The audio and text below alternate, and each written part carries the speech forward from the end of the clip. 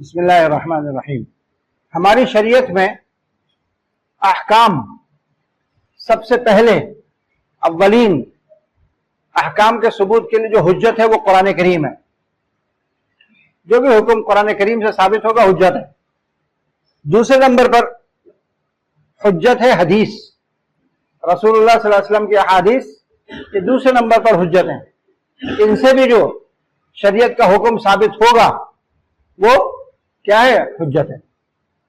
اس بات پر صدر اول میں ابتدائی زمانے میں تقریباً تمام اسلامی فرقوں کا اتفاق تھا، کوئی اس سے اختلاف نہیں کرتا تھا، چاہے وہ اہل السنہ ہو، اور ابتدائی زمانے میں پہلی صدی ہجری میں روافض بھی پیدا ہو گئے تھے، چاہے وہ رافضی ہوں، اور خوارج اور معتزلہ بھی اس زمانے میں پیدا ہو چکے تھے۔ ابتدا کے اندر کسی نے بھی حدیث کی حجیت کا انکار نہیں کیا، سمجھ میں آگے بات؟ حجیت کا انکار نہیں کیا، سمجھ میں آگے بات؟ پہلی صدی ہجری کے بعد حدیث کی حجیت کا انکار سامنے آیا بعض فرقوں کی طرف سے۔ بعض واقعات سے یہ پتہ چلتا ہے کہ سب سے پہلا انکار جو کیا حجیت حدیث کا، سب سے پہلا واقعہ جو پیش آیا وہ واقعہ تحکیم تھا۔ واقعہ تحکیم معلوم ہے کون سا تھا؟ حضرت امیر معاویہ اور حضرت علی رضی اللہ تعالیٰ عنہما کے درمیان جو مصالحت ہوئی تھی اور حکموں نے فیصلہ کیا تھا، سب سے پہلا واقعہ اس وقت پیش آیا انکار حدیث کا، اور خوارج اس زمانے میں ظاہر ہوئے تھے۔ تفصیلی واقعہ بیان کرنے کا نہ موضوع ہے نہ وقت ہے، آپ لوگوں نے پڑھا ہوا ہے وہ واقعہ۔ اس وقت خوارج ظاہر ہوئے تھے اور انہوں نے تحکیم ماننے سے انکار کر دیا تھا، اور قرآن کریم نیزے پر بلند کیا تھا اور کہا تھا ان الحکم الا للہ حسبنا کتاب اللہ۔ نعرہ کیا لگایا تھا؟ حسبنا کتاب اللہ، ہمارے لیے کتاب اللہ، ہمارے لیے کتاب اللہ کافی، ہم کسی اور چیز کو نہیں مانتے۔ یہ سب سے پہلا واقعہ ہے جزئی جو حجیت حدیث کے انکار کا خوارج کی طرف سے سامنے آیا۔ سمجھ رہے ہیں؟ طویل قصہ ہے۔ یہ خوارج الگ ہوئے، پھر ان کو سمجھانے بجھانے کی کوشش کی۔ حضرت علی رضی اللہ تعالیٰ عنہ نے بہت کوشش کی کہ ان کو سمجھائے بجھائے۔ حضرات صحابہ کرام کو بھی ان کے پاس بھیجا، حضرت عبداللہ ابن عباس رضی اللہ تعالیٰ عنہ کو بھی ان کے پاس بھیجا کہ جا کر ان کو سمجھاؤ۔ ان کی آپس میں گفتگو ہوئی، حضرت ابن عباس کی خوارج سے گفتگو ہوئی۔ یہ سارا واقعہ تفصیل سے ہم نے بیان کیا تھا، اس میں تعلیم العقائد حصہ 2 میں موجود ہے۔ کل میں نے آپ سے پوچھا تھا نا کہ آپ لوگوں نے پڑھی ہے یا نہیں پڑھی، تو بھائی نہیں پڑھی تو کم از کم کتب خانے میں جا کے اس کا مطالعہ کر لو۔ یہ ساری تفصیلی واقعہ اس کے اندر موجود ہے، جہاں خوارج کا ذکر ہے، فرق باطلہ کا اس میں ذکر ہے، اس میں خوارج کا ذکر ہے، اس میں سارا واقعہ تفصیل سے موجود ہے۔ تو سب سے پہلے حجیت حدیث کے انکار وہ ان الحکم الا للہ اور حسبنا کتاب اللہ کے نعرے کی شکل میں سامنے آیا۔ لیکن پھر حضرت علی نے خوارج کو تعاقب کیا، ان کا قلع قامہ کیا، ان سے جنگ ہوئی اور ان کو صفایا کر دیا۔ صرف 2-4 خوارج جان بچا کے بھاگ کھڑے ہوئے، کچھ آگے مسقط کی طرف جو عمان ہے مسقط، اور کچھ نکل گئے یمن کی طرف، اور پھر بعد میں جو خوارج ظاہر ہوتے رہے وہ انہی 2 علاقوں کے اندر ظاہر ہوتے رہے۔ مسقط میں تو آج تک خوارج کی حکومت ہے۔ یہ فتنہ اس وقت دب گیا، لیکن کچھ عرصے کے بعد ایک اور فرقہ اٹھا انہی میں خوارج میں سے، معتزلہ کا، اور انہوں نے حدیث کی حجیت کا انکار کر دیا۔ اچھا، ان کے انکار کی وجہ جو تھی نا وہ یہ تھی کہ معتزلہ کی سب سے بڑی خرابی یہ تھی کہ انہوں نے عقل کو اپنا امام بنایا تھا، عقل کو امام مانتے تھے۔ جو بات عقل میں آئے گی اس کو قبول کریں گے، جو عقل میں نہیں آتی تھی نہیں مانتے تھے۔ معتزلہ کی سب سے بڑی گمراہی یہ تھی، ایسی آتی تھی جو ان کی عقل کی کسوٹی پر پوری نہیں اترتی تھی، تو اگر وہ خبر واحد ہوتی تھی تو معتزلہ اس کا انکار کر دیتے، کہتے یہ حجت نہیں ہے، خبر واحد ہے۔ اور اگر خبر متواتر ہوتی تھی تو انکار کی ہمت نہیں ہوتی تھی، کیونکہ متواتر کا انکار کریں گے تو کیا ہو جائیں گے؟ کافر ہو جائیں گے۔ تو اس کا انکار تو نہیں کرتے تھے، لیکن ایسی اوٹ پٹانگ تعویلات اس کے اندر کرتے تھے، اس کے ایسے عجیب و غریب معنی بیان کرتے تھے جس کا کوئی تک ہوتا تھا، نہ پیر ہوتا تھا، نہ سر ہوتا تھا، اس میں تعویل کرتے تھے۔ معتزلہ کو جو یہ مغالطہ لگا تھا، حجیت حدیث کے انکار کیا تھا انہوں نے، اس کی وجہ وہ ان کی گمراہی تھی کہ وہ عقل کے کسوٹی پر سب چیزوں کو پرکھتے تھے۔ خواہشات نفسانی نہیں تھیں، سمجھ لو اچھی طرح۔ ایک تو ہوتا ہے نا آدمی ایک کام حرام کو حلال کرنے کا دل چاہ رہا ہے، اب حرام کو حلال کرنے کے لیے تو حدیث رکاوٹ ہے، حدیث نہیں ہونے دے گی، تو حدیث کا انکار کر دیا. یہ وجہ نہیں تھی، ان کے علمی شبہات تھے، کچھ عقلی ان کی جو ہے گمراہی تھی، عقل پرستی تھی، جس کی وجہ سے انہوں نے اس کا انکار کیا. چنانچہ اس زمانے میں جتنے بھی علماء تھے انہوں نے ان لوگوں کا تعاقب کیا، ان کے تمام شبہات کا تسلی بخش جواب دیا، کتابیں لکھی. امام شافعی رحمۃ اللہ علیہ نے کتاب الام میں ان کے لیے خاص جز جو ہے نقل کیا، جو کتاب الام میں آج بھی موجود ہے. امام احمد ابن حنبل رحمۃ اللہ علیہ نے مستقل رسالہ لکھا، جو ابن حزم نے اعلام الموقعین میں اس کے کچھ اجزاء نقل کیے ہیں، وہ بھی موجود ہے آج تک.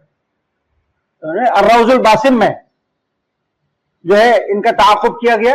یہ مستقل کتابیں لکھی گئیں ان معتزلہ کے شبہات کا جواب دینے کے لیے، اور ان کو اچھی طریقے سے منہ توڑ جواب دے کے، ان کو تسلی بخش جواب دے کے خاموش کر دیا گیا.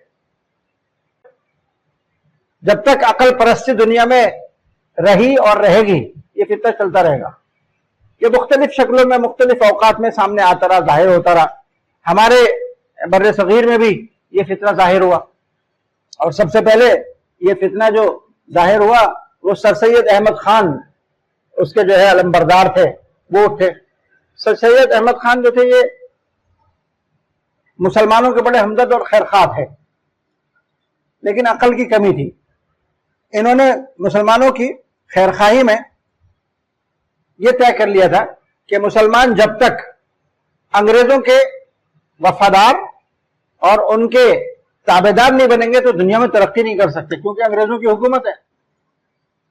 تو اسی وجہ سے ان کا سارا زور اس پر ہوتا تھا کہ مسلمانوں کو انگریزوں کی فرما برداری اور تابعداری پر لے کر آئیں. اچھا، اس چکر میں انہوں نے اچھا تھے عالم، پھر رحمۃ اللہ علیہ کے ہمدرد ہیں، ساتھی ہیں، ساتھ پڑھا ہے. یہ تینوں ہمدرد ہیں. مولانا مملوک علی رحمۃ اللہ علیہ جو حضرت گنگوہی اور حضرت نانوتوی کو استاد ہیں نا، تو یہ ان کے بھی استاد ہیں، سر سید احمد کے بھی. لیکن سر سید احمد کا راستہ الگ ہو گیا اور ہمارے اکابر کا راستہ الگ تھا. تو انہوں نے اپنا راستہ بنایا کہ جی انگریزوں کی فرما برداری، تابعداری، وفاداری یہ مسلمانوں کی کامیابی کی ضمانت ہے. ان کو انگریزی پڑھاؤ، ان کو انگریز کی ملازمت میں لے کر آؤ، ان کو جو ہے اسی طریقے سے اس معاشرے کا حصہ بناؤ جو معاشرہ انگریزوں کی غالب ہونے کی وجہ سے بر صغیر کے اوپر قائم ہو چکا. اس کی کوشش کرتے تھے. اسی کوشش میں انہوں نے مسلمانوں کی خیرخواہی میں مسلمانوں کے عقائد پہ بھی قلم اٹھایا اور اس میں بھی گڑبڑ کی. اچھا، مسلمانوں کے عقائد کے اندر بہت ساری چیزیں ایسی ہیں جو عیسائیوں کے لیے موجودہ جو انگریز ہیں ان کے لیے قابل قبول نہیں ہے. عقائد کے اندر بہت ساری چیزیں ایسی ہیں جو عیسائیوں کے لیے موجودہ جو انگریز ہیں ان کے لیے قابل قبول نہیں ہے. وہ تو عقل کے غلام ہیں. آج کا جو انگریز ہے یہ سائنس کا غلام ہے اور سائنس کو اپنا خدا مانتا ہے. جو سمجھ میں آتا ہے اس کو قبول کرتا ہے، جو سمجھ میں نہیں آتا اس کو نہیں لیتا. تو اسی کے پیچھے سر سید بھی چلے، اور انہوں نے مسلمات دینیہ کے اندر جو باتیں ان کو نظر آتی تھی کہ جی عقل میں نہیں آ رہی، سائنس اس کے خلاف بول رہی ہے، تو وہ اگر خبر واحد ہوتی تھی اس کا انکار کر دیتے تھے، اور اگر خبر متواتر اور قرآن کریم کی کوئی آیت ہوتی تھی تو انکار کرنا مشکل ہے. تو اس میں ایسی اوٹ پٹانگ تعویلات، وہ معتزلہ والا تھا، اوٹ پٹانگ تعویلات کرتے تھے.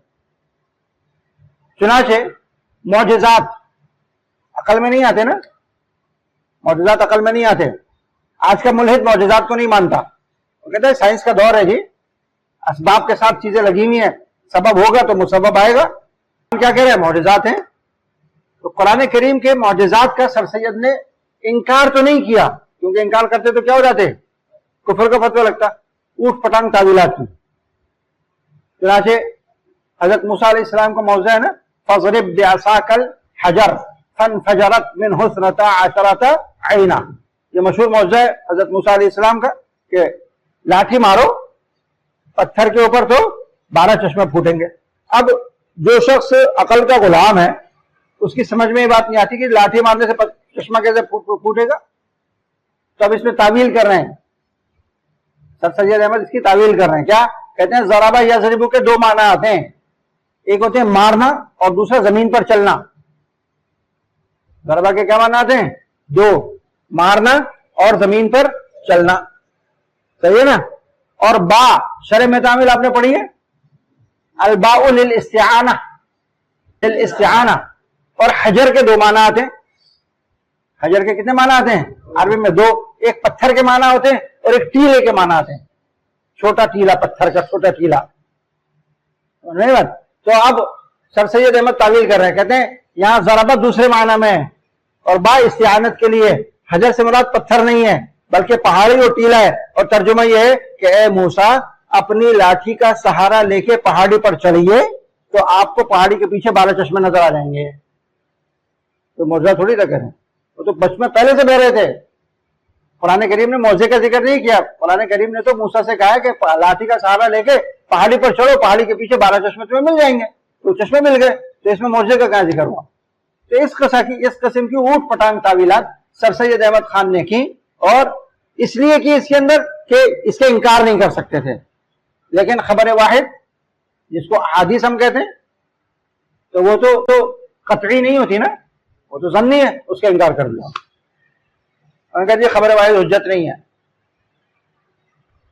سر سید احمد خان کے بعد ان کے چیلے چاٹے وہ آتے رہے مختلف شکلوں کے اندر، کبھی وہ غلام احمد پرویز کی شکل میں ہے، کبھی جیراج پوری کی شکل میں ہے، کبھی کسی شکل میں ہے، کبھی کوئی، کبھی عنایت اللہ مشرقی شکل میں ہے۔ یہ سارے چیلے چاٹے ہیں سر سید احمد خان کے، منکرین حدیث ہیں، انکار حدیث کو ہمارے مسلمانوں کے اندر، عام بھولے بھالے مسلمانوں میں اس فتنے کو پھیلاتے رہے، اور یہ سلسلہ اب تک جاری ہے۔ یہ جو ہمارے دور کے منکرین حدیث ہیں، ان کے انکار حدیث کی وجہ کوئی عقلی شبہ نہیں ہے جو معتزلہ کو لگا تھا، سمجھ لو فرق ہے دونوں کا۔ معتزلہ کو تو عقلی شبہ لگا تھا نا، کچھ علمی قسم کے وساوس اور اوہام تھے ان کے، جس کی وجہ سے انہوں نے خبر واحد کا انکار کیا تھا۔ ان کی نیت خراب ہے، انکار کیا تھا، ان کی نیت خراب ہے۔ یہ لوگ دین اسلام کے جو احکام ہیں ان کو اپنی خواہشات کا تابع بنانا چاہتے ہیں۔ یہ شراب بھی پینا چاہتے ہیں اور مسلمان بھی رہنا چاہتے ہیں، یہ گانا بھی سننا چاہتے ہیں، مسلمان بھی رہنا چاہتے ہیں، یہ ناچیں اور رقص و سرور کی محفلیں بھی برپا کرنا چاہتے ہیں اور اپنے آپ کو پکا مسلمان بھی کہنا چاہتے ہیں۔ یہ حرام کو حلال کرنے کے ساتھ اپنے آپ کو پکا مسلمان قرار دینا چاہتے ہیں۔ ان کی نیت یہ ہے، یہ خواہشات نفسانی کو پورا کرنے کے لیے انکار حدیث کر رہے ہیں۔ انہیں پتہ ہے کہ جب تک حدیث کو حجت مانا جائے گا اس وقت تک کوئی شریعت کے حرام کو حلال اور حلال کو حرام نہیں کر سکتا۔ اگر قرآن کا رشتہ حدیث سے توڑ دیا جائے اور حدیث کا انکار کر دیا جائے تو قرآن میں تو مجملات ہیں، قرآن میں کیا ہیں؟ سارے کے سارے محکمات تھوڑی ہیں، نہیں بات؟ تو اب آیتوں کو اپنی مرضی کے مطابق اس کی تفسیر کرنا، اپنی مرضی کے مطابق اس سے احکام نکالنا، یہ آسان ہو جائے گا، اس سے کھیلنا آسان ہو جائے گا۔ اس لیے انہوں نے اس وجہ سے قرآن کا رشتہ حدیث سے کاٹنے کے لیے خبر واحد کا انکار کر دیا۔ نہیں بات؟ آج کل سعودی عرب کے اندر انقلاب آیا ہوا ہے، تبدیلی آئی ہوئی ہے۔ پچھلی حکومت جو تھا، پچھلے حکمران جو تھے، وہ لوگ وہاں پر ناچ گانے، رقص و سرور، سینما، فلموں کی اجازت نہیں دیتے تھے۔ وہاں پر پردہ تھا، وہاں پر شریعت کے بہت سارے احکامات نافذ تھے۔ نیا حکمران آیا، اس نے ان سب کو حلال کیا اور یہ ساری چیزیں سعودی عرب کے اندر پھیلائی، سینما بھی کھولے، رقص و سرور کی محفلیں بھی ہو رہی ہیں، سیزن بھی ہو رہے ہیں، اور فحش اداکاروں کو وہ یورپ اور امریکہ سے بلا رہا ہے، وہاں پر اس کی کنسرٹ کروا رہا ہے۔ لیکن ان سب کے لیے اس کو ضرورت پیش آئی کہ یار یہ ہم کام کر تو رہے، لوگ ہمیں لعن طعن نہ کریں، تو ہمیں اس کو حلال بھی تو کرنا ہے۔ ولی عہد جو ہے ان کا محمد بن سلمان، اس نے کھلم کھلا خبر واحد کی حجت کا انکار کر دیا۔ اس نے انٹرویو کے اندر ایک صاف کہہ دیا کہ جی احادیث میں صرف اخبار متواترہ حجت ہیں، خبر واحد حجت نہیں ہے، یعنی حدیث کی حجت کا انکار کر دیا، کیونکہ اسے معلوم ہے جب تک حدیث کی حجت کا انکار نہیں ہوگا اس وقت تک یہ چیزیں حلال ہو ہی نہیں سکتی۔ تو یہ فتنہ آج تک موجود ہے۔ ہمارے پاکستان میں جو ایک نیا نعرہ آتا ہے نا کہ اب زمانہ بدل گیا ہے، اسلام کے نئے بیانیے کی ضرورت ہے، آپ نے سنا ہے یہ نعرہ؟ سنا ہے؟ اسلام اب ایک نیا بیانیہ چاہتا ہے۔ اسلام یہ چاہتا ہے کہ اس کو ایک نئے پیرائے میں پیش کیا جائے، موجودہ دور کے تقاضوں سے ہم آن کر کے اس کو بیان کیا جائے اسلام کو۔ یہ نیا بیانیہ یہی ہے کہ آپ خبر واحد کی حجت کا انکار کر دو، آپ موسیقی کو، گانے بجانے کو حلال کر دو، اور اسلام کو جو ہے نا وہ بی بی تمیزہ کا وضو بنا دو. بی بی تمیزہ کا بنا. ایک عورت تھی فاحشہ طوائف, جسم فروشی کرتی تھی, اس کا نام تھا بی بی تمیزہ. ایک گاؤں میں رہتی تھی, بستی میں. تو وہاں کے لوگ اس سے بڑے عاجز تھے, ان کے نوجوانوں کو خراب کرتی تھی وہ. ایک اللہ والے وہاں آئے گاؤں میں, انہوں نے لوگوں کو نصیحت کی کہ بھائی نماز پڑھا کرو, دین پہ چلو. تو لوگوں نے کہا حضرت آپ تشریف لائیں, بڑی آپ کی مہربانی, ہمارے یہاں جو سب سے بڑا فساد جو پھیل رہا ہے نا وہ بی بی تمیزہ سے پھیل رہا ہے, آپ اس کو کسی طریقے سے انسان بنائیں تو ہمارے نوجوان جو ہے نا وہ سارے رائے راست پر رہیں گے. حضرت مولانا تشریف لے گئے, جا کے اس کو تلقین کی. اب کیا تلقین کریں, تو بہت سوچا مولانا نے کیا تلقین کریں, تو ان کی سمجھ میں آیا دیکھو قرآن کریم کہہ رہا ہے ان الصلاۃ تنہی عن الفحشاء والمنکر, اگر میں اس کو نماز کا پابند کر دوں تو یہ فحش کام چھوڑ دے گی, اس کو نماز کی تلقین کرنا چاہیے. مولانا نے جا کے اس کو نماز کی تبلیغ کی تلقین کی, سمجھایا نماز پڑھ. اس نے وعدہ کر لیا کہ جی میں نماز پڑھوں گی, لیکن مجھے تو نماز پڑھنی نہیں آتی, آپ مجھے نماز سکھائیں. تو مولانا صاحب نے بی بی تمیزہ کو وضو کروایا. وضو کر دے, پہلے چہرہ دو, کلی کر, چہرہ دو, ہاتھ دو, پاؤں دو کر, اور پھر اس کے بعد فجر میں 2 رکعت, ظہر میں 4 رکعت, تو اس طریقے سے اس کو نماز. اس نے وعدہ کر لیا جی میں پڑھوں گی, پکا وعدہ. مطمئن ہو گئے, چلے گئے.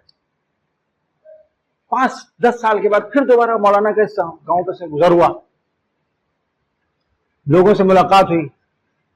خیال آیا کہ بھئی وہ بی بی تمیزہ کو ہم نے نمازی بنایا تھا, کیا حال ہے, پوچھا حضرت کیا حال ہے بی بی تمیزہ کا.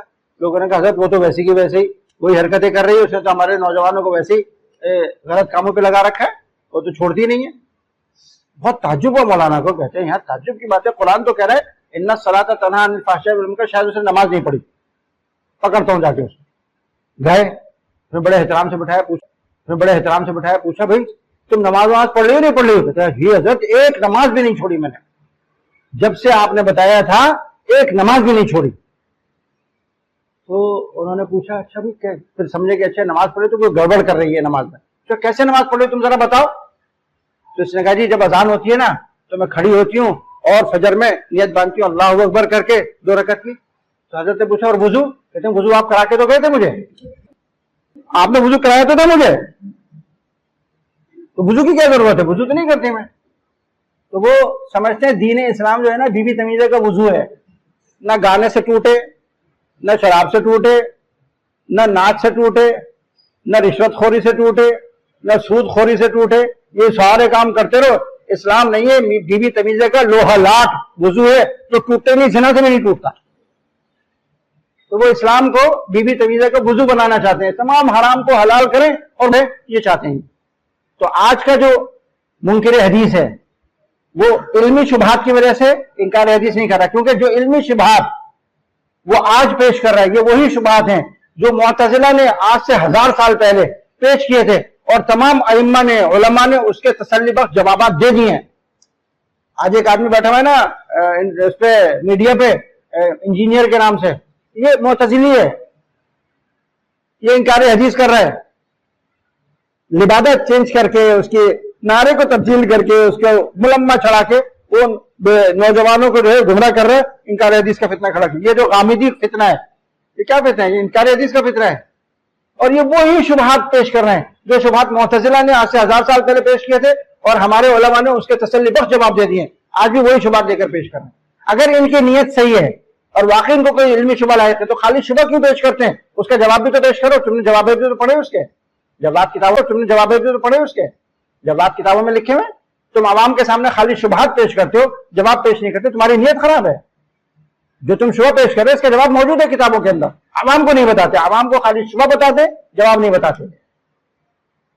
سمجھ میں بات, یہ ہے فتنہ انکار حدیث کی تاریخ مختصر جو میں نے آپ کے سامنے بیان کی, کب سے چلا اور آج تک چلا آ رہا ہے. اور جب تک یہ بی بی تمیزہ والے موجود ہیں یہ انکار حدیث کا فتنہ چلتا رہے گا. اس لیے آپ کو معلوم ہونا چاہیے کہ ان کے شبہات کیا ہیں, یہ آپ کو معلوم ہونا. ابھی تو آپ لوگ بھی بسم اللہ کی گنبد پہ بیٹھے ہو, یہاں تو آپ کا واسطہ نہیں پڑتا نا عوام سے. جب آپ باہر جاؤ گے, اب ایک قدم فاصلہ ہے, اگلا قدم بڑھاؤ گے, مولوی بنو گے, پھر باہر نکلو گے, کوئی امام بنے گا, کوئی خطیب بنے گا, کوئی بنے گا, وہاں عوام سے رابطہ پڑے گا. وہاں یہ سارے سوشل میڈیا جو ہے عام ہو چکا ہے، اس میں سارے شبہات لے کے لوگ بیٹھے ہوئے آپ کے انتظار میں کہ آپ آئیں گے تو آپ سے سوال کریں گے، کیا جواب دو گے، کیا معلوم ہے آپ کو اس میں آپ کو. اس لیے آپ کے علم میں ہونا چاہیے کہ یہ زمانہ، اس زمانے کے اندر جو پھیل رہے ہیں گمراہیاں وہ کس نوعیت کی ہیں، ان کے جوابات کیا ہیں، ان کے شبہات کیا ہیں، ان کے جوابات کیا ہیں، اس کا کچھ نہ کچھ علم ہونا چاہیے آپ کو. اس لیے ہم تھوڑی سی اس پر بھی گفتگو کریں گے. شبہات وہی ہیں جیسے میں نے کہا جو معتزلہ کے تھے، آج بھی وہی شبہات یہ لوگ پیش کرتے ہیں. منکرین حدیث جو ہے نا، ان کی دو قسمیں ہیں بنیادی طور پر، اصولی طور پر. ایک قسم، پہلی قسم یہ بالکل ابتدائی دور میں پائی جاتی تھی، آج بھی کچھ لوگ ہیں اسے لیکن کم ہے. وہ یہ کہتے تھے کہ حدیث سرے سے حجت ہے ہی نہیں. وہ کیا کہتے تھے؟ حدیث سرے سے حجت ہے ہی نہیں، جس قرآن کریم ہے بس حجت، قرآن کریم میں حدیث حجت ہے ہی نہیں. نہیں بات. اللہ پاک نے دین کو اس دنیا میں قرآن کریم کی شکل میں اتارا، اور نبی کریم صلی اللہ علیہ وسلم کی ذمہ داری علیہ باللہ نعوذ باللہ صرف ڈاکیے کی سی ہے کہ انہوں نے قرآن کریم اللہ سے لیا اور امت کو پہنچا دیا، بس. اس سے زیادہ ان کی کوئی ذمہ داری نہیں ہے. حدیث کی حجت نہیں. نہیں بات. یہ نعرہ انہوں نے لگایا تھا، لیکن اس میں چونکہ امت کا نبی کریم صلی اللہ علیہ وسلم کے ساتھ محبت کا، عقیدت کا جو لیول ہے نا، وہ بہت بلند ہے، بہت حساس ہے. اس دعوے کے اندر، اس نعرے کے اندر نبی کریم صلی اللہ علیہ وسلم کی عقیدت، محبت اور تعلق کے اوپر زور لگائی گئی ہے. کہہ رہے نا کہ حضور کا قول حجت ہی نہیں ہے، حضور کا فعل حجت ہی نہیں ہے. یہ نعرہ جیسا ہے جس کو عوام نے مسترد کر دیا، اس زمانے میں مسترد کر دیا، کسی نے اس کو قبول نہیں کیا. نہیں بات. کیونکہ امتی وہ رسول اللہ صلی اللہ علیہ وسلم کا تو عاشق ہے، وہ کیسے برداشت کر سکتے ہیں کوئی یہ کہے کہ نبی کریم صلی اللہ علیہ وسلم حجت نہیں ہے، ان کا قول. یہ چورن تو نہیں بکا، چورن لے کے آئے تھے بازار میں، یہ تو نہیں بکا. اب دوسرا چورن نکالو. چورن دوسرا نکالا. وہ چورن کیا ہے؟ کہتے ہیں حدیث حجت تو ہے، نبی کریم صلی اللہ علیہ وسلم کے اقوال، افعال، احوال سب حجت ہے، لیکن وہ محفوظ نہیں رہے. اب چورن کیا ہو گیا؟ اب وہ دوسرا ہو گیا، اس کا مسالہ بدل دیا. وہ محفوظ نہیں رہے. کیوں محفوظ نہیں رہے؟ کہتے ہیں اس لیے محفوظ نہیں رہے کہ حدیث کی کتابیں آپ کے پاس کون سی ہیں؟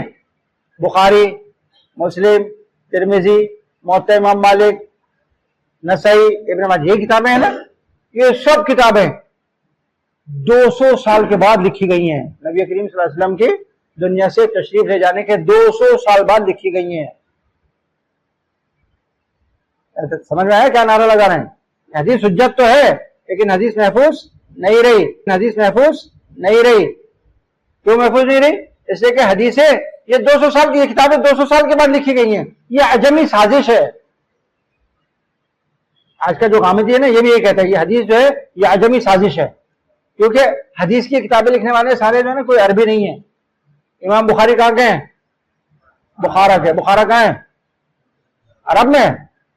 ابھی دین تو اترا مدینے میں اور مکے میں، اور حدیث لکھی جا رہی ہے بخارا میں، ہزاروں میل دور بخارا میں لکھی جا رہی ہے عجم میں. امام ترمذی کہاں گئے ہیں؟ ترمذ کے ہے نا، یہ ماوراء النہر کے. امام مسلم کہاں گئے ہیں؟ نیشاپور کے ہے نا. نیشاپور کا ہے تو یہی پہ ماوراء النہر میں. نسائی کہاں کے ہیں؟ ماوراء النہر کے. یہ سارے کے سارے محدثین جنہوں نے کتابیں لکھی یہ سارے عجمی ہیں، اور دین عربی ہے. یہ عجمی سازش ہے. یہ لوگوں نے یہاں پر گھڑ گھڑا کے کتابیں لکھ دی ہیں لوگوں کو گمراہ کرنے کے لیے. یہ بہت بڑی سازش ہے. غامدی بھی آج کل یہ کہتا ہے. کیا کہتے ہیں؟ نعرہ بدل دیا. کہا کہ حدیث حجت تو ہے لیکن محفوظ نہیں رہی کیونکہ لکھی نہیں گئی. نبی کریم صلی اللہ علیہ وسلم کے زمانے میں لکھی نہیں گئی ہیں کتابیں. یہ کتابیں 200 سال بعد لکھی گئی ہیں. اور جب کوئی بات لکھی نہ جائے، محفوظ نہ کی جائے، تو اس کو ایک منہ سے دوسرے منہ اور دوسرے منہ سے تیسرے منہ جاتے ہوئے بدل جاتی ہے. وہ جب بات اگر محفوظ نہ رکھی جائے نا تو وہ ایک منہ سے دوسرے منہ میں جاتی ہے، اس میں تھوڑی سی تبدیلی ہوتی ہے. جب دوسرے سے تیسرا آدمی اس کو نقل کرتا ہے تو اور تبدیلی کرتا ہے. تیسرے سے چوتھا نقل کرتا ہے تو بالکل بدل دیتا ہے. بات سمجھ رہے ہو کچھ؟ نہیں سمجھ رہے؟ اس کے واقعے سے سمجھ میں آئے گا. ہمارے استاد حضرت مولانا رفیع عثمانی صاحب نے ہمیں اسی بحث کے اندر بات کرتے ہوئے قصہ سنایا. انہوں نے کہا کہ ایک دن میں اپنے دفتر میں بیٹھا ہوا تھا تو میں نے ایک طالب علم گزر رہا تھا، سمجھدار دورہ حدیث کا طالب علم. میں نے اس کو بلایا اور اس سے کہا کہ جب دفتر میں جاؤ، میرے والد صاحب رحمۃ اللہ علیہ کے دفتر میں، کہا کہ ان کے دفتر میں جاؤ اور دیکھا حضرت دفتر میں بیٹھے ہوئے تشریف فرمائیں یا نہیں ہے، صرف یہ دیکھ کر آتا. کہتے ہیں وہ طالب علم گیا تو تھوڑی دیر میں دیکھا کہ حضرت خود آ رہے ہیں اٹھے ہوئے. تو میں گھبرا گیا، میں نے کہا کہ حضرت کیسے آ گئے، حضرت آپ کیسے تشریف لائے؟ یعنی تم نے بلایا تو ہے مجھے.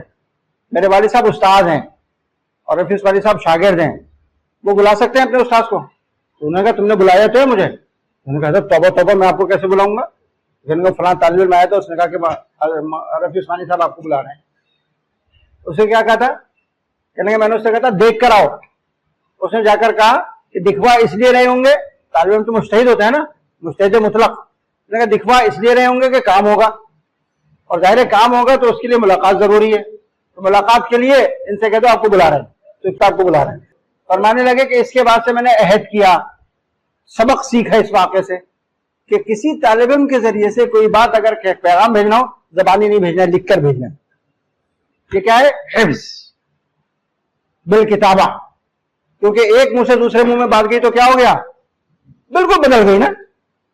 تو یہ منکرین حدیث کہتے ہیں کہ جی حدیث لکھی تو گئی نہیں رسول اللہ صلی اللہ علیہ وسلم کے زمانے میں، لکھی تو گئی ہے 200 سال کے بعد. اب 200 سال کے درمیان صحابہ، تابعین، تبع تابعین، ان کے وسائط آئے، تو ان واسطوں کے اندر کیا بات بدلی نہیں ہوگی؟ کہاں رہی پھر حقیقت وہ موجود کہاں رہی؟ شبہ سمجھ میں آیا؟ یہ موٹے موٹے 2 شبہ ہیں. یہ ہے بہت تفصیلی موضوع، اس پر میں نے آپ کو بتایا کتابیں لکھی ہوئی باقاعدہ، تو مطالعہ اس کا کرنا چاہیے، لیکن میں آپ کو خلاصہ بتا رہا ہوں. موٹے موٹے 2 شبہات ہیں جو منکرین حدیث کی طرف سے عام طور پر پیش کیے جاتے ہیں. پہلا شبہ، حدیث حجت ہے ہی نہیں. حدیث کی طرف سے عام طور پر پیش کیے جاتے ہیں. پہلا شبہ، حدیث حجت ہے ہی نہیں. یہ تو نعرہ چلا ہی نہیں، نہ اس وقت چلا نہ ابھی چلے گا. کسی مسلمان کے سامنے جا کر بولو کہ وہ مارے گا الٹا پکڑ کے، یہ کیسے بول رہا ہے حدیث حجت نہیں. اور دوسرا، حدیث تو حجت ہے لیکن محفوظ نہیں رہی. اس میں مسلمان جو ہے نا شبہ میں پڑ جاتا ہے، کہتا ہے ہاں یار بات تو صحیح کہہ رہا ہے، کتابیں تو 200 سال کے بعد لکھی گئی ہیں، اور 200 سال میں بات کہاں سے کہاں بدل جاتی ہے. بیچ میں 3، 4، 5 واسطے ہیں، ان واسطوں میں تو آ کے کتاب کا بات کہاں سے کہاں بدل گئی ہوگی، تو بات تو صحیح کہہ رہی ہے، اس شبہ میں پڑ جاتا. تو دونوں کا جواب سمجھ لو. پہلی جو بات کی انہوں نے کہ حدیث حجت نہیں ہے، یہ قرآن کو حجت مانتے ہیں. جو لوگ کہہ رہے ہیں نا حدیث حجت نہیں ہے، وہ قرآن کو حجت مانتے ہیں. تو ان کو یہ باور کرانے کے لیے کہ حدیث حجت ہے، قرآن کریم کی ایک آیت کافی ہے. اگر ایک آیت بھی ہم پیش کر دیں نا کہ جس میں ہے کہ حدیث حجت ہے، تو دعویٰ باطل ہو جائے گا. اگرچہ قرآن کریم میں ایک آیت ہے، متعدد آیتیں ہیں جو حدیث کی حجت کو بیان کر رہی ہیں. قرآن کریم میں ایک آیت نہیں ہے، متعدد آیتیں ہیں. پہلی آیت، وَأَنزَلْنَا إِلَيْكَ الذِّكْرَ لِتُبَيِّنَ لِلنَّاسِ مَا نُزِّلَ إِلَيْهِمْ. قرآن کریم کی آیت کیا ہے؟ ہم نے یہ قرآن کریم تمہارے اوپر اتارا ہے، کیوں؟ لِتُبَيِّنَ لِلنَّاسِ مَا نُزِّلَ إِلَيْهِمْ. قرآن کریم کا مطلب کیا ہے، یہ آپ سے چاہتا کیا ہے، اس کو آپ بیان کریں. یہ تبین للناس ہے، یہ حدیثی تو ہے. سمجھ میں آ رہی ہے بات نہیں آ رہی؟ تو اگر آپ کہتے ہو حدیث حجت نہیں ہے تو قرآن کریم کی اس آیت کا بھی انکار کرو. قرآن کریم کی تو آیت کہہ رہی ہے حجت ہے. دوسری آیت، لقد من اللہ علی المؤمنین اذ بعث فیہم رسولا ویعلمهم الکتاب. یہ دیکھو فرائض منصبی بتائے جا رہے ہیں کہ رسول کا فرض منصبی کیا ہے. یہ اس ایک آیت میں نہیں بتایا، بہت ساری آیتیں قرآن کریم میں کہ رسول کے فرض منصبی بتا رہی ہے. قرآن کریم کی تلاوت، تزکیہ اخلاق، اور جو قرآن کریم اترا ہے اس کی تشریح اور تفسیر، یہ تو حدیث ہے. اس کا بیان، یہ تو حدیث ہے. قرآن کریم کیا کہہ رہا ہے؟ وَأَطِیعُوا اللَّهَ وَأَطِیعُوا الرَّسُولَ. بھائی اطیعوا الرسول قیامت تک کے لیے یا صرف دور صحابہ کے لیے؟ جب قیامت تک کے لیے ہے تو اطیعوا الرسول پہ عمل اس وقت تک نہیں ہو سکتا جب تک آپ حدیث کو حجت نہ مانیں. بتاؤ ہو سکتا ہے عمل؟ جب تک آپ حدیث کو حجت نہ مانیں آپ اطیعوا الرسول پہ عمل کر سکتے ہو؟ نہیں کر سکتے نا. تو اس مضمون کی بہت ساری آیتیں ہیں، میں نے آپ کو 3 آیتوں کے مضمون بتائے، قرآن کریم میں بھری پڑی ہیں. آپ ان ساری آیتوں کا انکار کر دو، آپ کے دعوے کا تو مطلب یہ ہو کہ آپ ان آیتوں کا بھی آپ ان ساری آیتوں کا انکار کر دو. آپ کے دعوے کا تو مطلب یہ ہو کہ آپ ان آیتوں کا بھی انکار کر رہے ہو، جیسے آپ کا دعویٰ باطل ہے. یہ دعویٰ چلا بھی نہیں جاتا نا، اتنی کھلی کھلی آیتوں میں اس کی تردید ہے. پہلے بھی نہیں چلا، آج بھی نہیں چلتا یہ دعویٰ. ہاں دوسرا دعویٰ، دوسرا شبہ جو کیا نا وہ چلتا ہے آج کل بھی، لوگ اس سے شبہ میں پڑ جاتے ہیں. وہ کیا تھا کہ قرآن حدیث حجت تو ہے لیکن محفوظ نہیں رہی. کیوں محفوظ نہیں رہی؟ اس لیے کہ لکھی نہیں گئی. شبہ سمجھ میں آ گیا؟ اس کا جواب سمجھ لو. اس شبے میں 2 حصے ہیں، اس شبے کے 2 جز ہیں. جز نمبر 1 وہ یہ ہے کہ حدیث نبی کریم صلی اللہ علیہ وسلم کے زمانے میں لکھی ہی نہیں گئی، اس لیے محفوظ نہیں رہی. سمجھ میں آئی بات؟ پہلا جز کیا ہے؟ نبی کریم صلی اللہ علیہ وسلم کے زمانے میں حدیث لکھی نہیں گئی، اس لیے محفوظ نہیں رہی. اس کا جواب سمجھ لو. اس کے 2 جواب ہیں. ایک جواب الزامی ہے اور دوسرا تحقیق ہونا کہ حدیث لکھی نہیں گئی نبی کریم صلی اللہ علیہ وسلم کے دور میں. یہ کیا ہے؟ یہ قضیہ کون سا ہے؟ سالبہ جزیہ، موجبہ جزیہ کون سا ہے؟ موجبہ کلیہ ہے. سالبہ کلیہ، یہ سالبہ کلیہ ہے. سالبہ کلیہ کی نقیض کیا آتی ہے؟ موجبہ جزیہ. جب یہ قضیہ سالبہ کلیہ ہے تو اس کی نقیض موجبہ جزیہ. ایک واقعہ ہم پیش کرتے ہیں لکھنے کا، آپ کا دعویٰ کیا ہو جائے گا؟ ٹوٹ جائے گا؟ نہیں ٹوٹ جائے گا؟ ایک واقعہ ہم پیش کرتے ہیں لکھنے کا تو دعویٰ کیا ہو جائے گا؟ باطل ہو جائے گا، ٹوٹ جائے گا. ایک نہیں، متعدد واقعات ہیں. ایک واقعہ نہیں ہے، متعدد واقعات ہیں کتابت حدیث کے. حضرت عبداللہ ابن عمرو ابن العاص رضی اللہ عنہما مشہور صحابی ہیں. بخاری شریف کے اندر اور دیگر کتب صحاح کے اندر کے اندر ان کے ایک صحیفے کا ذکر ملتا ہے. اس صحیفے کا نام ہے الصحیفۃ الصادقہ. کیا نام ہے اس صحیفے کا؟ الصحیفۃ الصادقہ. وہ حدیث جو حضرت عبداللہ ابن عمر لکھ کر اپنے پاس محفوظ رکھتے تھے. اس نے کہا نہیں لکھے جاتے تھے. حضرت عبداللہ ابن عمر کے پاس تو پورا صحیفہ تھا. دوسرا، بخاری شریف میں حضرت علی رضی اللہ تعالیٰ عنہ کے صحیفے کا ذکر ملتا ہے. حضرت علی رضی اللہ تعالیٰ عنہ سے کسی نے پوچھا کہ ہم نے سنا ہے، مشہور ہے، روافض یہ بات اڑاتے ہیں کہ نبی کریم صلی اللہ علیہ وسلم نے کوئی وصیت لکھ کے آپ کے پاس رکھوائی تھی. کیا کوئی وصیت لکھی گئی آپ کے پاس؟ کوئی الگ سے کوئی پوشیدہ خفیہ وصیت لکھوائی تھی آپ کے پاس؟ جو شیعوں کا عقیدہ ہے نا امام غائب والا، وہ اس زمانے میں چل پڑا تھا حضرت علی کے زمانے میں. حضرت علی نے کہا ایسا کچھ بھی نہیں ہے، ہمارے پاس تو صرف قرآن کریم ہے جو سب کو اللہ نے ہر ایک کو الگ الگ عطا کی ہے، اور ایک چھوٹی ایک تحریر ہے جو رسول اللہ صلی اللہ علیہ وسلم نے مجھ کو عطا کی تھی. ایک تحریر ہے، کچھ نصیحتیں ہیں، کچھ تعلیمات ہیں لکھی ہوئی جو رسول اللہ صلی اللہ علیہ وسلم نے مجھ کو عطا کی تھی، وہ میری تلوار کے نیام میں موجود ہے. تو ابو جحیفہ تابعی انہوں نے کہا حضرت اس میں کیا لکھا ہے؟ کیونکہ مشہور کیا ہوا تھا روافض نے کہ اس میں یہ وصیت لکھی ہوئی ہے کہ میرے بعد تم خلیفہ بننا. تو اس لیے انہوں نے پوچھا تھا اس میں تحریر میں کیا لکھا ہوا ہے؟ تو انہوں نے کہا بھائی اس کے اندر کچھ نہیں لکھا ہوا سوائے اس کے کہ دیت کے کچھ احکام ہیں. اگر کسی کے اوپر دیت آ جائے تو کس چیز کے نقصان پر کیا دیت آتی ہے؟ وفقاق الاسیر. اور اس میں ہمیں تعلیم کی گئی ہے کہ زیادہ سے زیادہ کوشش کرو کہ قیدیوں کو آزاد کراؤ. زیادہ سے زیادہ کوشش کر کے قیدیوں کو آزاد کراؤ. اور زیادہ سے زیادہ کوشش کر کے قیدیوں کو آزاد کراؤ. اور تیسرا حکم یہ لکھا ہے کہ لا یقتل مسلم بکافر. اگر کوئی کافر کو کوئی مسلمان قتل کر دے تو اس کو قتل نہیں کیا جائے گا. یہ 3 باتیں لکھی ہیں اس کے اندر. یہ بخاری شریف کی حدیث ہے. اب یہ لکھ کر دے رہے ہیں رسول اللہ صلی اللہ علیہ وسلم، تو کون کہتا ہے کہ حدیث ہی ہے نا جو لکھ کر دی؟